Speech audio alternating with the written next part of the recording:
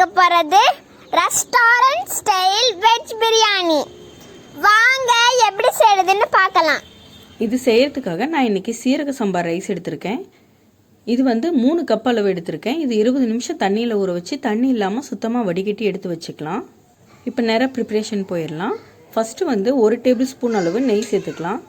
நெய் சேர்த்துனா தான் அந்த ரெஸ்டாரண்ட் ஸ்டைலில் இருக்கும் சாப்பிட்றதுக்கு. அதுலேயே கடலெண்ணெய் 4 டேபிள் ஸ்பூன் சேர்த்துக்கிறோம். நெய் நல்லா உருகி வரட்டும். இதில் சோம்பு 1 டேபிள் ஸ்பூன் அளவுக்கு போடலாம். பிரியாணி இலை 4, ஏலக்காய் 4, பட்டை லவங்கம் நட்சத்திர சோம்பு எல்லாத்துலேயுமே 4, 3 அளவுக்கு எடுத்திருக்கேன். உங்களுக்கு தேவையான அளவு சேர்த்துக்கலாம்.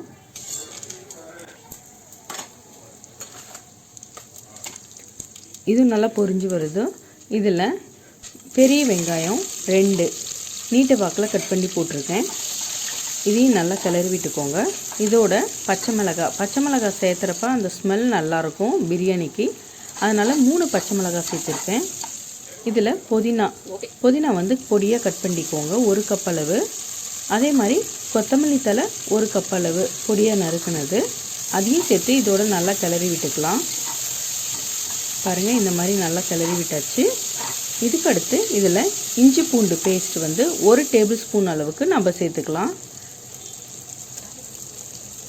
இது நல்லா பச்சை வாசம் போகிற அளவுக்கு கிளறி விட்டுக்கோங்க. இதில் தக்காளி 3 மீடியம் சைஸ் தக்காளியை எடுத்து அரைச்சி வச்சுருக்கேன். அதோட காஷ்மீரி சில்லி 2 அரைச்சி எடுத்திருக்கேன் கலருக்காக. அதுக்கடுத்து கேரட் 1, பீன்ஸ் 1 கப் அளவு. இது கிராஸாக நீட்ட வாக்கில் கட் பண்ணியிருக்கேன். அப்போ தான் சாப்பிட்றதுக்கும் அந்த பார்க்குறதுக்கும் நல்லாயிருக்கும். அதுக்காக பச்சை பட்டாணி ஃப்ரெஷ் பட்டாணி 1 கப் அளவுக்கு, கேபேஜி 1 கப் அளவு, உருளைக்கிழங்கு சின்னதாக 1, காலிஃப்ளவர் கொஞ்சமாக, நூக்கல் 1 நீட்ட வாக்கில் கட் பண்ணியிருக்கேன். சோயாவை தண்ணியில் ஒரு 10 நிமிஷம் முன்னாடியே ஊற வச்சு எடுத்து 2ஆக கட் பண்ணியிருக்கேன். அதுவும் இதோடு சேர்த்துக்கலாம். சேர்த்து நல்லா கிளறி விட்டுக்கலாம். இதில் உங்களுக்கு எந்த காய் ரொம்ப பிடிக்குமோ அதை அதிகமாக கூட சேர்த்துக்கலாம். அதே மாதிரி இதில் பிரியாணி மசாலா, கரம் மசாலா 1 ஸ்பூனு, பிரியாணி மசாலா 3 ஸ்பூனு அளவுக்கு சேர்த்துருக்கேன். உங்களுக்கு காரம் கொஞ்சம் ஜாஸ்தின்னு இன்னும் கொஞ்சம் சேர்த்துக்கலாம். மஞ்சத்தூள் 1/2 டேபிள் ஸ்பூன், உப்பு தேவையான அளவு அதாவது 1 டேபிள் ஸ்பூன் போட்டிருக்கேன். தயிர் 1/2 கப் அளவு, கெட்டி தயிராக சேர்த்துக்கோங்க. தண்ணியாக இருக்கக்கூடாது. தண்ணியாக இருந்துச்சுன்னா சாப்பாடு குழண்டு போயிடும். அதனால் கெட்டி தயிராக சேர்த்து நல்லா கிளறி விட்டுக்கோங்க. இதில் சீரக சம்பா அரிசிங்கிறதுனால 3 கப்புக்கு நாம் 4.5 கப்பு தண்ணி சேர்த்துருக்கோம். அதாவது 1 கப்புக்கு 1.5 கப்பு அளவு சேர்த்துக்கணும். இதுக்கு மேலே சேர்த்துனா குழண்டு போயிடும்.